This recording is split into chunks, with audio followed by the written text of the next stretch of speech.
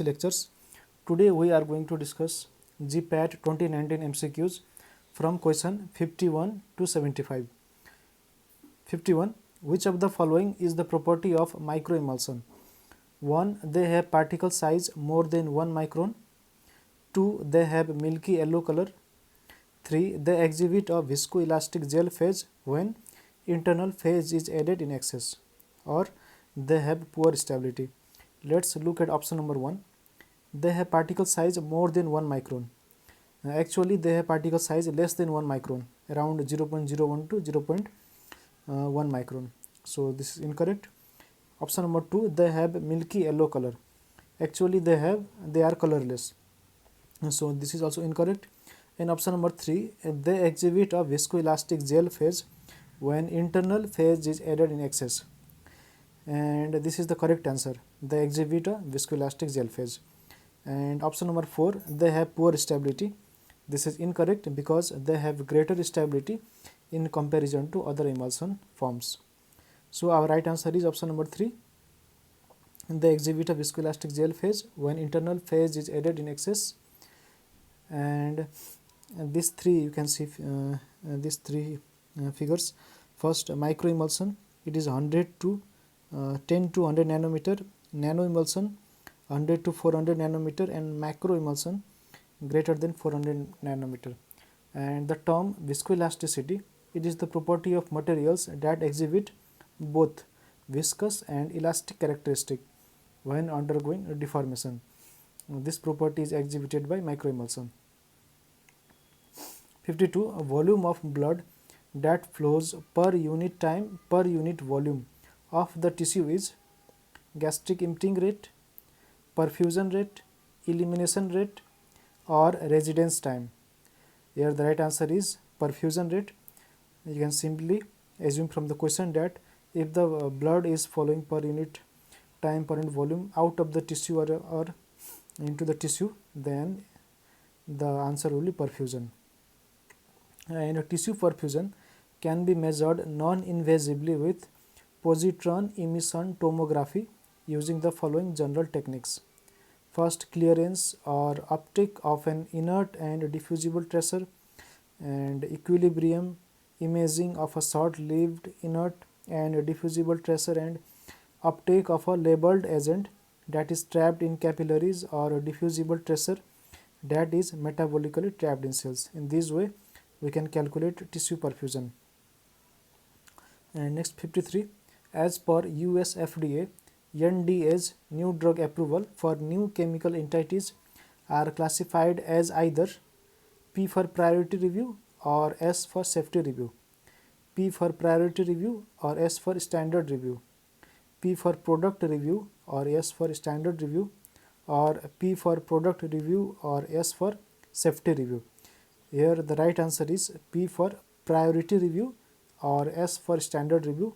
Our option number 2 is correct here. And this is a screenshot of a manual of policies and procedures, Center for Drug Evaluation and Research, and here clearly it is stated P for priority and S for standard. 54. The phase contrast microscopy is valuable in studying living cells which are treated with fluorescent antibody, or stained, or treated with fluorescent dye, or unstained. Here from the question and options, you can assume that the right answer will be unstained, because these three options, first three options, are treated with fluorescent, stained, and treated with fluorescent dye. These look similar options. The only different option is unstained, and actually it is correct that phase contrast microscopy is valuable in studying living cells which are unstained. And most of the stains or staining procedures will kill the cells. So phase contrast microscopy enables the visualization of living cells and life events. It was developed by Jernick in early 1930s. 55. In case of one compartment open model intravenous infusion, CSS means steady state plasma concentration is equal to plasma concentration into infusion rate by clearance infusion rate by clearance, Tmax into infusion rate by clearance, or Cmax into infusion rate by clearance. Here the right answer is infusion rate by clearance. In case of one compartment open model intravenous infusion, if infusion rate upon clearance it is a constant, then CSS will be constant. Here in this figure you can see it is shown that steady state concentration. Here the drug which is going inside the body and the drug which is being eliminated is equal. So if the drug which is going inside the body and the drug which is being eliminated are equal, then the drug will maintain its steady concentration. 56. Which of the following oxide is not used for achieving amber color to glass? Manganese, or carbon, or cobalt, or iron? Here the right answer is manganese. And look at this screenshot. Here clearly you can see the elements used for making amber color glass are carbon, sulfur, and iron. And look at the last line. There is also given that cobalt oxide and copper oxide can also be used. So manganese is the only option left. So it is the right answer. 57. 21 CFR Part 211 of US FDA describes current good clinical practice, or current good packaging practice, or current good manufacturing practice, or current good laboratory practice. Here this 21 CFR Part 211 describes current good manufacturing practice. Let's see here. 21 CFR Part 314 and 600. It is for application and licensing submission requirement for new and generic drug applicants.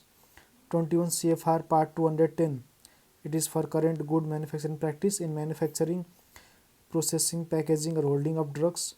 And 21 CFR Part 211 is for current good manufacturing practice for finished pharmaceuticals. Question number 58. The co-administration of erythromycin with cyclosporine decrease bioavailability due to complex formation, or increase bioavailability due to inhibition of microflora in intestine, or decrease bioavailability due to induction of hepatic metabolism, or increase bioavailability due to inhibition of hepatic metabolism. Here a co-administration of erythromycin along with cyclosporine. Here erythromycin will inhibit the hepatic metabolism. Okay, it will inhibit the hepatic metabolism and it will increase the bioavailability. So here the right answer is option number 4. It is written that inhibition of hepatic metabolism and increase in bioavailability. So our right answer is option number 4. And here are various examples of enzyme inducers and enzyme inhibitors. Look at here. In enzyme inducers, it can be alcohol, cigarette smoking, phenobarbital, phenytoin, rifampin, or you can call it rifampicin.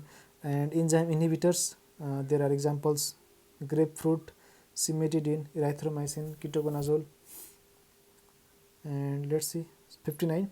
Movement of a charged particle through a liquid under the influence of an applied potential difference is known as electroosmosis, or electrophoresis, or streaming potential, or sedimentation potential. Here the right answer is electrophoresis. And you can see here this is the example of electrophoresis being done here. There are sample wells. You can see in those sample wells sample are placed, and whenever electricity is supplied and there is a potential difference, then the charged particles will move across this sample well, across this plate. And 60. In tablet, hydroxypropyl methyl cellulose, or HPMC, is used as binder, diluent, disintegrant, or film former. HPMC is used as a film former. and it is used in food industry as a stabilizer, as an emulsifier, as a protective colloid, and also as a thickener. And SPMC is used as a raw material for coatings with moderate strength, moderate moisture and oxygen barrier properties, elasticity, transparency, and resistance to oil and fat. And question number 61, in treating immunodeficiency disease, the goal is to maintain IgG levels at about 300 mg per deciliter, 200 mg per deciliter, 400 mg per deciliter, or 100 mg per deciliter. Here the right answer is 400 mg per dl, and the levels must be maintained above this, around 400 to 600 or 800 must be maintained, and below these levels it is considered as immunodeficiency disease, and it is 400 to 6 mg per kg. It can be given every 3 to 4 weeks. Medline, Embase, EBM, and IDIs are drug databases, chronicles of drug standards, new compendial specification of drugs, or source for drug patents. These are actually the drug databases. And here you can see there is a much further information given. For clinical literature, the database of choice are Medline, Embase, evidence-based medicine databases, the Iowa Drug Information Service IDIS, and International Pharmaceutical Abstracts. These are the databases. When two brands of a drug product gives same clinical result, it is termed as pharmaceutical equivalence, clinical equivalence, bioequivalence, or therapeutic equivalence. If the two brands of a drug give same clinical result to a patient, then it will be called as bioequivalence. And you can read this what it is given here. It is same thing. Soda ash is also known as calcium carbonate, sodium carbonate, limestone, or pure silica. Soda ash is also known as sodium carbonate. Also known as washing soda or soda crystals, is the inorganic compound with the formula Na2CO3 and its various hydrates. Which of the following viscometers can be used for characterizing non-Newtonian system? Falling sphere viscometer, cup and bulb viscometer, capillary viscometer, or Hoepler viscometer. Here the right answer is falling sphere viscometer. According to me, I have done a quite research in this question, and I found that this must be the right answer. But option number 4 can also be the right answer, Hoepler viscometer. These two are almost a similar type viscometers, and here is a figure of falling sphere viscometer. 66. Which of the following is not a mechanism for achieving gastro-retention? Floating, osmosis, swelling, mucoadhesion. It means to retain the drug in the GI tract. And the right answer is osmosis, and here are various approaches, gastro-retention approaches. You can see here there are high density systems, bioadhesive, mucoadhesive system, raft forming system, magnetic system, and osmosis is just a process by which molecules of a solvent tend to pass through a semi-permeable membrane from a less concentrated solution into a more concentrated solution. So obviously this osmosis cannot be our right answer. So obviously osmosis cannot be used for achieving gastro-retention. Okay. 67. If mean volume number diameter of a powdered sample is 2.41 micrometer and its density is 3 gram per centimeter cube, the number of particles per gram will be how much? 3.68 into 10 to the power 10, or 4.7, or 5.38, or 4.55. Okay, let's see its answer. Here the right answer is 4.55 into 10 to the power 10. Here the formula, this is the question from physical chemistry, physical pharmacy. This is the question from physical pharmacy, and the formula for number of particles per gram is 6 upon pi dVn cube into rho. Here pi means 3.14, dVn means diameter, okay. Mean volume number diameter means dVn, and rho means density, and by using this formula you can calculate the number of particles per gram. Next, 68. The following technique is used to determine the amount of drug bound to a protein: solubility, a distribution method, equilibrium dialysis, or pH titration. Here the technique which can be used to determine the amount of drug bound to protein, it is equilibrium dialysis. And there are other technique also. This is an indirect technique to determine the drug concentration bound to a protein. Other techniques are dynamic dialysis, ultrafiltration, diafiltration, gel filtration, ultracentrifugation, and there are direct technique also like chromatography. 69. Containers may be rendered free from pyrogens by adequate cleaning and by autoclaving at 121 degrees Celsius for 15 minutes, heating at 210 degrees Celsius for 3 to 4 hours, equilibrium dialysis, and pH titration. Obviously you might assume that you cannot do this equilibrium dialysis to containers, you cannot do pH titration to the container. So obviously our options are two options we have left, option number 1 and 2, and in these two options autoclaving at 120 degrees Celsius for 15 minutes, this is very short period of time. If we are doing autoclaving around 3 to 5 hours, then only we can damage the pyrogen molecule. Pyrogen are actually, these are chemical compounds produced by microorganism. So pyrogens are not bacteria, pyrogens are the chemicals produced by bacteria. So we have to destroy those chemicals, and in order to destroy those chemicals we have to heat them for long period of time, okay. So only our option number 2 is correct. We must heat the containers at 220 degrees Celsius or 230 or 240 for 3 to 4 hours.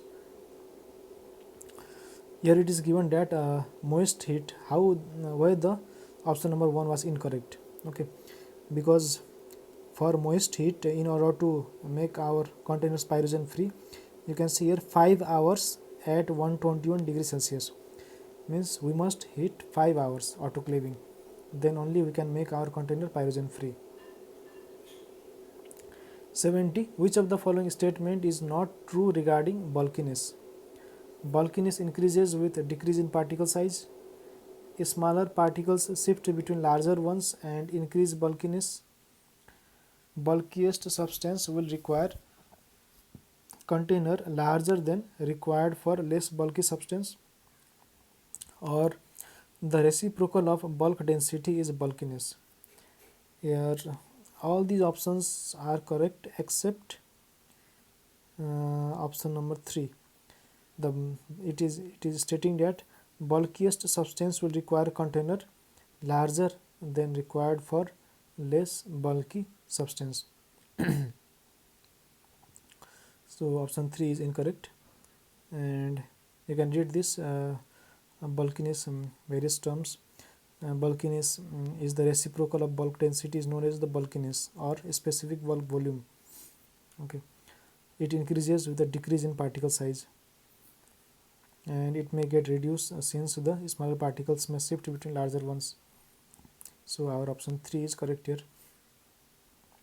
71. Which mechanism of metabolism of drug is not affected by weight change of patient? Oxidative metabolism, acetylation metabolism, or conjugative metabolism, or hydrolytic metabolism? Actually this is a very difficult question. I can only give my view that which I think it is the right answer. I am not 100% sure that this is the right answer, okay.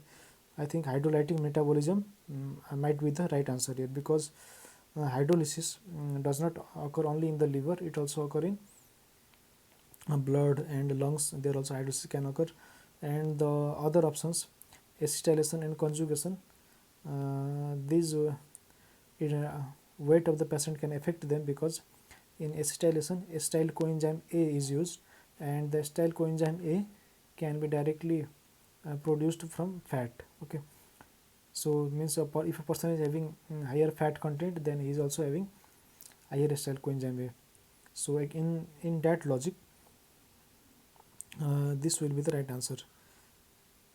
72, microcrystalline cellulose is also called as NuTab, Avicel, Sugatab, or Amdex. The right answer is Avicel.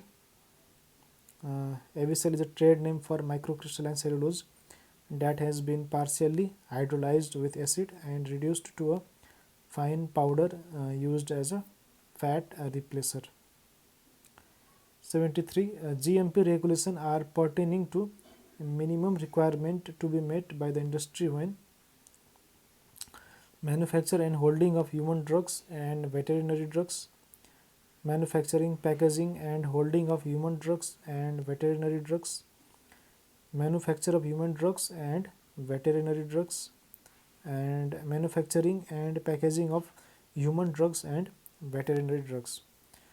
The right answer here is option number 2, manufacturing, packaging and holding of human drugs and veterinary drugs. You can see here in the FDA it is stated that current good manufacturing practice in 21 CFR 210, good practice in manufacturing, processing, packing or holding of drugs. 74, which polymorphic form of a drug candidate has the highest melting point? Unstable form, or hydrate form, or stable form, or metastable form?